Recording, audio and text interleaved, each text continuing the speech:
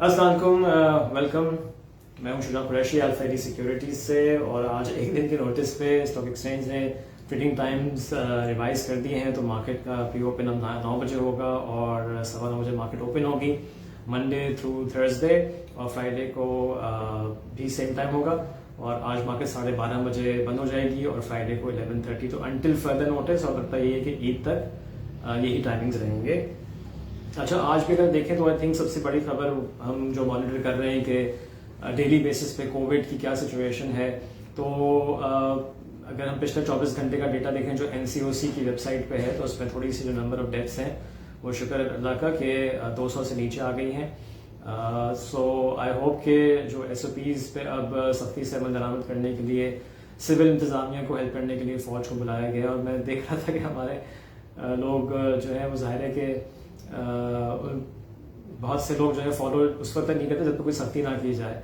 तो जब ये फौज का जो है बुलाना हुआ तो मैं टीवी पे कुछ रिपोर्ट्स देखा था जहाँ पे आप लोगों को जाके पे सड़कों पे इंटरव्यू करते हैं। तो एक साहब ने बड़ा हंसते हुए कहा कि हाँ अब तो फौज आ गई है तो हमको मास्क पहनना पड़ेगा। तो खैर एनीवे, सो ये है। बाकी सच कोई ऐसी खबर नहीं है कि जो मार्केट को इन्फ्लुएंस करे। डिफरेंट डेटा आ रहा है, ADP की प्रोजेक्शन है GDP ग्रोथ की, वो हम देख रहे हैं कि सबकी, चाहे IMF हो, ADP हो या स्टेट बैंक हो, डिफरेंस काफ़ी है। I think I would go with state bank की जो प्रोजेक्शंस हैं जो कि बाकी जो इंस्टीट्यूशंस हैं उनसे बेहतर हैं, उनसे मुख्तलिफ हैं। तो एनीवे, और उनसे ज़्यादा ही है। अच्छा, इसके अलावा अगर आज देखा जाए तो सुबह रिजल्ट्स अनाउंस हुए हैं। मेरे पास निशात मिल्स का रिजल्ट आ गया है और इनकी थर्ड क्वार्टर की अनकंसोलिडेटेड अर्निंग्स आई हैं ₹5.32 की। इस तरह से 9 मंथ्स की अर्निंग बनती है ₹10.37, और कंसोलिडेटेड बेसिस पे थर्ड क्वार्टर की अर्निंग है ₹11.39 की, और 9 मंथ्स की बनती है ₹20.33 की। तो हम देख रहे हैं कि निशात मिल्स लेकिन अपनी अर्निंग्स के हिसाब से देखा जाए तो उसकी जो स्टॉक प्राइस है काफ़ी नीचे है। ओके, तो ये निशात मिल्स हो गया। और इन्होंने कोई इंटरिम डिविडेंड नहीं दिया, यूजली ये देते भी नहीं है, ईयर एंड पे ही देते हैं। इसके अलावा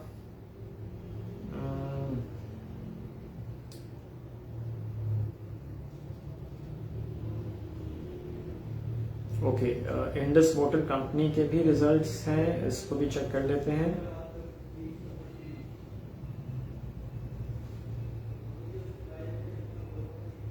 ओके, इंडस मोटर्स ने ₹30 का इंटरिम कैश डिविडेंड अनाउंस किया है, ₹30।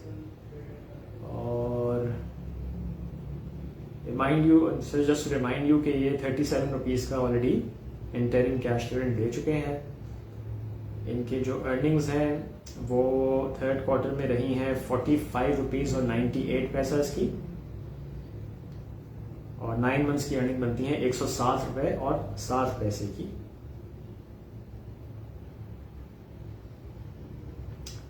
तो ये निशात मिल्स के रिजल्ट्स हैं, सॉरी इंडस मोटर्स के रिजल्ट्स हैं। और इसके अलावा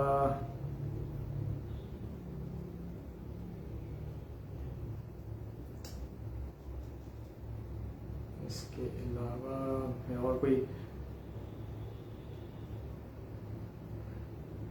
गदून टेक्सटाइल का भी रिजल्ट आया है थर्ड क्वार्टर का, तो ये भी चेक कर लेते हैं। गदून टेक्सटाइल ने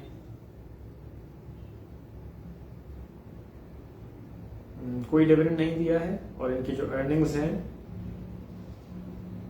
थर्ड क्वार्टर की अर्निंग्स ₹36.09 की हैं, और 9 मंथ्स की अर्निंग बनी है ₹66.31 की, गदून टेक्सटाइल।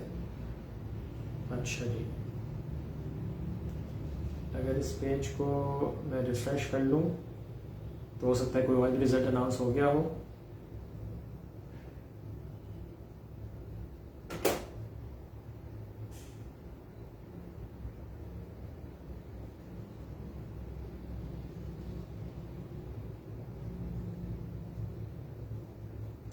ओके, फिलहाल कोई और रिजल्ट मुझे नजर नहीं आ रहा है इंपॉर्टेंट जो ज़्यादा एक्टिव कंपनीज हैं, तो वी लीव इट हियर। बाकी as far as market is concern, I think जो हम काफ़ी दिन से कहते चले आ रहे हैं कि मार्केट की डायरेक्शन जो है वो अब ये जो कोविड के केसेस हैं डेली बेसिस पे और डेथ्स हैं, पॉजिटिविटी रेशियो है डिफरेंट शहरों में, और जो गवर्नमेंट का डिसीजन है उसी पे डिपेंड कर रही है।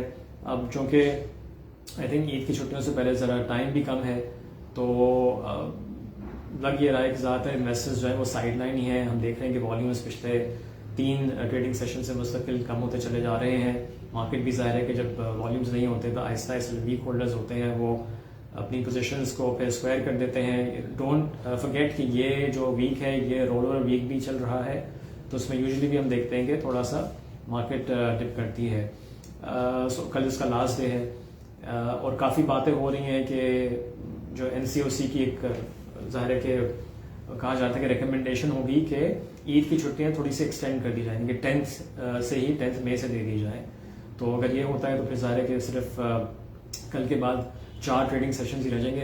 एक दफ़ा फिर आपको रिमाइंड करा दें कि वैसे भी हमारी मार्केट जो है वो जुम्मतुल विदा को बंद होती है, तो अगला फ्राइडे जो है वो जुम्मतुल विदा होगा तो मार्केट नहीं होगी, तो फिर 4 दिन होंगे सिर्फ ट्रेडिंग के।